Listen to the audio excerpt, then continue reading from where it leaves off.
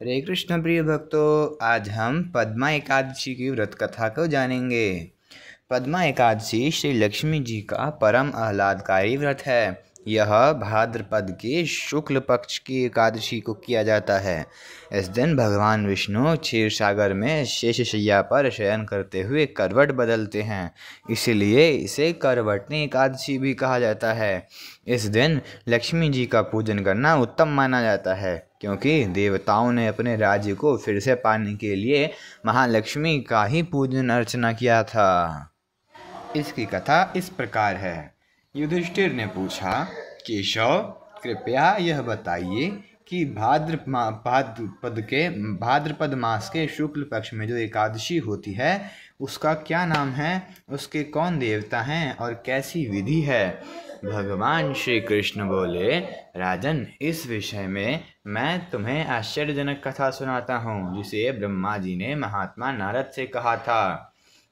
नारद जी ने पूछा, चतुर्मुख, आपको नमस्कार है। मैं भगवान विष्णु की आराधना के लिए आपके मुख से यह सुनना चाहता हूँ कि भाद्रपद मास के शुक्ल पक्ष में कौन सी एकादशी होती है।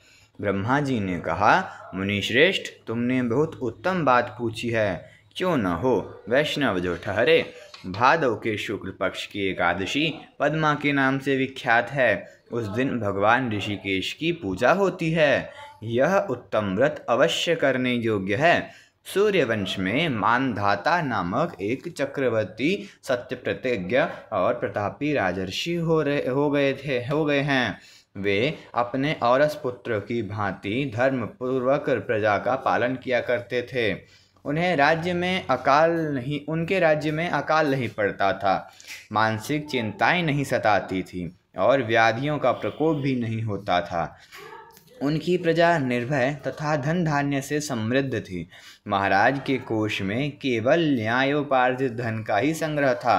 उनके राज्य में समस्त वर्णों और आश्रमों के लोग अपने अपने धर्म में लगे रहते थे। मानधाता के राज्य की भूमि कामधेनु के समान फल देने वाली थी। उनके राज्यकाल में प्रजा को बहुत सुख प्राप्त होता था। एक समय किसी कर्म का फलभोग प्राप्त होने पर राजा के राज्य में 3 वर्षों तक वर्षा नहीं हुई। इससे उनकी प्रजा भूख से पीड़ित हो नष्ट होने लगी। तब संपूर्ण प्रजा ने महाराज के पास आकर इस प्रकार कहा। प्रजा बोली, नृपश्रेष्ठ, आपको प्रजा की बात सुननी चाहिए। पुराणों में मनीषी पुरुषों ने जल को नार कहा है। वह नार ही भगवान का अयन अर्थात निवास स्थान है, इसलिए वे नारायण कहलाते हैं। नारायण स्वरूप भगवान विष्णु सर्वत्र व्यापक रूप में विराजमान हैं। वे ही मेघ स्वरूप होकर वर्षा करते हैं। वर्षा से अन्न पैदा होता है और अन्न से प्रजा जीवन धारण करती है। नृपश्रेष्ठ, इस समय अन्न के बिना प्रजा का नाश हो रहा है, अतः ऐसा कोई उपाय कीजिए जिससे हमारे योगक्षेम का निर्वाह हो। राजा ने कहा, आप लोगों का कथन सत्य है, क्योंकि अन्न को ब्रह्मा कहा गया है। अन्न से प्राणी उत्पन्न होते हैं और अन्न से ही जगत जीवन धारण करता है। लोक में बहुधा ऐसा सुना जाता है तथा पुराण में भी बहुत विस्तार के साथ ऐसा वर्णन है कि राजाओं के अत्याचार से प्रजा को पीड़ा होती है, किंतु जब मैं बुद्धि से विचार करता हूँ तो मुझे अपना किया हुआ कोई अपराध नहीं दिखाई देता। फिर भी मैं प्रजा का हित करने के लिए पूर्ण प्रयत्न करूँगा। ऐसा निश्चय करके राजा मानधाता इन्हें गिने व्यक्तियों को साथ ले विधाता को प्रणाम करके सघन वन की ओर चल दिए, जहाँ जाकर मुख्य मुख्य मुनियों और तपस्वियों के आश्रमों पर घूमते फिरे। एक दिन उन्हें ब्रह्मपुत्र अंगिरा ऋषि के दर्शन हुए। उन पर दृष्टि पड़ते ही राजा हर्ष में भरकर अपने वाहन से उतर पड़े और इंद्रियों को वश में रखते हुए दोनों हाथ जोड़कर उन्होंने मुनि के चरणों में प्रणाम किया। मुनि ने भी स्वस्ति कहकर राजा का अभिनंदन किया और उनके राज्य के 7 अंगों की कुशलता पूछी। राजा ने अपनी कुशलता बताकर मुनि के स्वास्थ्य का समाचार पूछा। मुनि ने राजा को आसन और अधर्य दिया। उन्हें ग्रहण करके जब वे मुनि के समीप बैठे तो मुनि ने राजा से आगमन का कारण पूछा। राजा ने कहा, भगवान, मैं धर्मानुकूल प्रणाली से पृथ्वी का पालन कर रहा था, फिर भी मेरे राज्य में वर्षा का अभाव हो गया। इसका क्या कारण है, इस बात को मैं नहीं जानता। ऋषि बोले, राजन, सब युगों में उत्तम यह सतयुग है। इसमें सब लोग परमात्मा के चिंतन में लगे रहते हैं तथा इस समय धर्म अपने चारों चरणों से युक्त होता है। इस युग में केवल ब्राह्मण ही तपस्वी होते हैं, दूसरे लोग नहीं। किंतु महाराज, तुम्हारे राज्य में एक शूद्र तपस्या करता है, इसी कारण मेघ पानी नहीं बरसाते। तुम इसके प्रतिकार का यत्न करो, जिससे यह अनावृष्टि का दोष शांत हो जाए। राजा ने कहा, मुनीश्वर, एक तो वह तपस्या में लगा है और दूसरे वह निरपराध है, अतः मैं उसका अनिष्ट नहीं करूँगा। आप उक्त दोष को शांत करने वाले किसी धर्म का उपदेश कीजिए।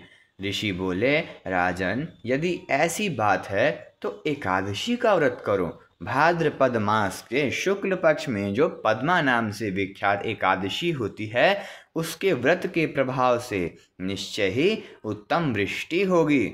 नरेश, तुम अपनी प्रजा और परिजनों के साथ इसका व्रत करो। ऋषि के ये वचन सुनकर राजा अपने घर लौट आए। उन्होंने चारों वर्णों की समस्त प्रजा के साथ भादो के शुक्ल पक्ष की पद्मा एकादशी का व्रत किया। इस प्रकार व्रत करने पर मेघ पानी बरसाने लगे, पृथ्वी जल से आप्लावित हो गई और हरी भरी खेती से सुशोभित होने लगी। उस व्रत के प्रभाव से सब लोग सुखी हो गए। भगवान श्री कृष्ण कहते हैं, राजन, इस कारण यह उत्तम व्रत का अनुष्ठान अवश्य करना चाहिए। पद्मा एकादशी के दिन जल से भरे हुए घड़े को वस्त्र से ढककर दही और चावल के साथ ब्राह्मण को दान देना चाहिए। साथ ही छाता और जूता भी देना चाहिए। दान करते समय निम्नांकित मंत्र का उच्चारण करना चाहिए। नमो नमस्ते गोविंद, बुद्धि श्रवण संयक, अघौघ संख्ययं कृत्वा सर्वसौख्यप्रदो भव, भुक्तिमुक्तिप्रदश्चैव लोकानां सुखदायकः। बुधवार और श्रवण नक्षत्र के योग से युक्त द्वादशी के दिन बुध श्रवण नाम धारण करने वाले भगवान गोविंद, आपको नमस्कार है, नमस्कार है। मेरी पाप राशि का नाश करके आप मुझे सब प्रकार के सुख प्रदान करें। आप पुण्यात्मा जनों को भोग और मोक्ष प्रदान करने वाले तथा सुखदायक हैं। राजन, इसके पढ़ने और सुनने से मनुष्य सब पापों से मुक्त हो जाता है। हरे कृष्णा। इस प्रकार एकादशी की व्रत कथा संपूर्ण हुई। अगर आपको यह कथा की वीडियो पसंद आए तो वीडियो को लाइक करिए। ऐसे ही और वीडियो देखने के लिए चैनल को सब्सक्राइब करिए तथा अन्य भक्तों के साथ शेयर करिए। हरे कृष्णा, हरि बोल।